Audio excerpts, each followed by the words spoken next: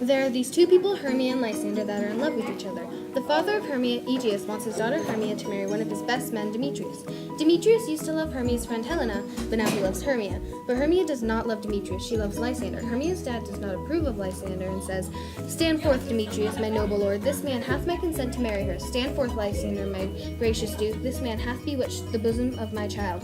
Then everyone leaves except for Lysander and Hermia. Lysander and Hermia are having a conversation alone. Lysander tells Hermia they can run away to his aunt's house and they can get married. Hermia agrees to the plan. Lysander tells Hermia how to widow aunt Dogia and she has no child. He runs into her house, remonts and leaves, and she says to me as her only son.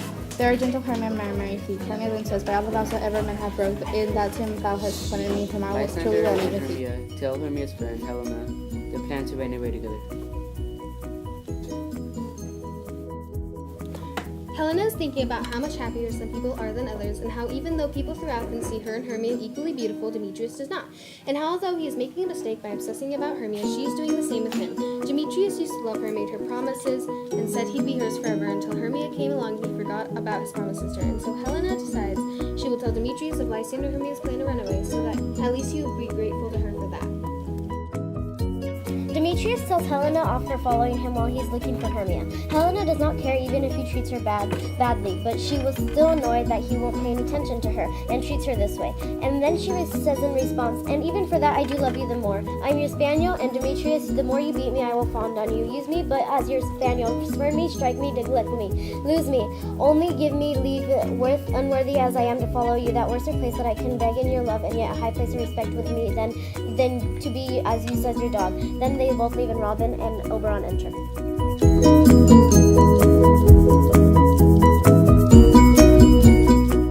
Oberon tells Helena farewell. Oberon then sees Robin and asks if he has the flower. "Aye, there it is," Robin says. Oberon takes the flower from Robin and tells him of the place where Titania sometimes sleeps, and that he's going to put the flower juice on her to make her fall in love with something hideous. And that Robin will put the flower juice on a man wearing Athenian clothes that a sweet Athenian lady is in love with, but he denies her. Robin tells him he's at his service. After Oberon tells Robin what to do with the flower juice, Robin goes and puts the flower juice in Lysander instead of Demetrius, but since both of them wore Athenian clothes, Robin got confused. Then Demetrius is put under the same love spell by Oberon.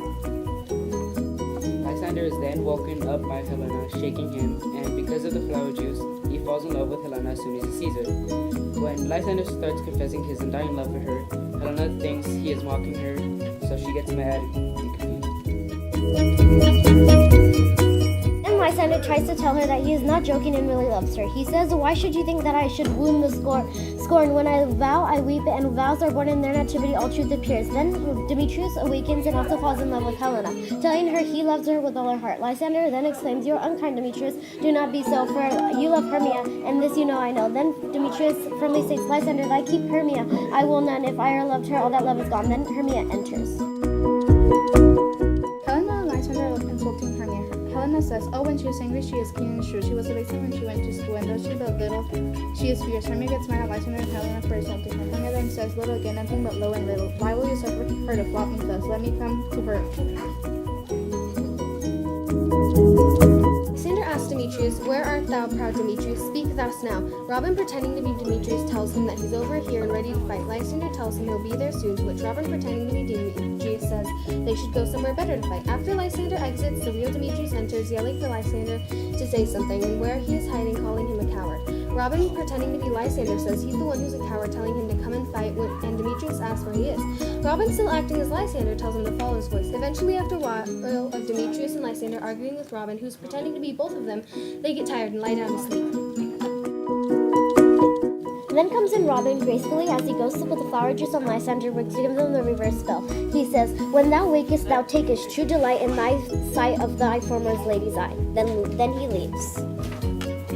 Lysander, Demetrius, Hermia, and Helena wake up. Lysander tells Theseus, "I came with Hermia hither. Our intent was to leave Athens without the peril of the Athenian law." So now once again, Lysander loves Hermia and Demetrius loves Helena. Demetrius still loves Helena because the potion was never taken away. The couples then decided to all get married with Theseus and Hippolytus.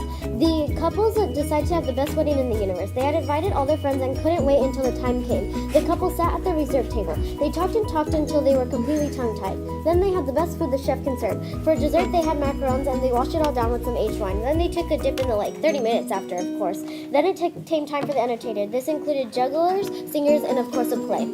Oberon and Titania enter with their followers and servants. Oberon says for every fairy and elf to be hopping and sing and dance along with the song. Titania tells Oberon to first rehearse the song to make sure each note is pretty and that they'll all join hands in singing Bless This Place. Oberon and Titania begin to lead the fairies in song and dance, while Oberon starts singing. Now until the break of day, through this house each fairy stray, to the best bride bed will be, which by us shall blessed be.